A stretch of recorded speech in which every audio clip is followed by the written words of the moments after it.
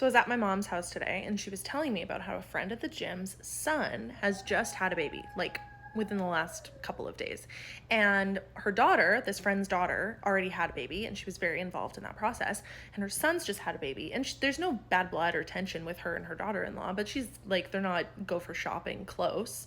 They're cordial, they're close enough, but she liaises with her son directly for the most part. And so she was just saying to my mom and saying like, yeah, so like I've been asking like when can we see the baby and when can we have photos? And my mom's like, and then you just like took over my brain and my mouth. And I said to her, you know, Janice, you know what would be really helpful to them?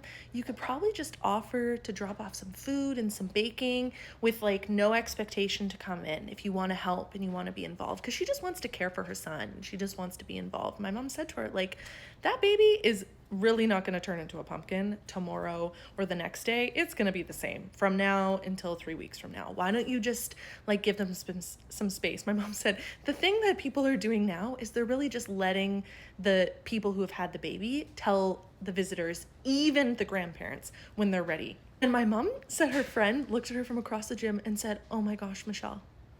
That's my mom's name. Oh my gosh, Michelle. Thank you so much for telling me that. That is such a good idea. My mom said her friend Janice said, can I give you a hug for that advice? And she said her friend hugged her and she said to her, honestly, this is mostly my daughter's advice. And then she told her about my social media page and they all took a look at it. So I don't know if that's helpful to anybody.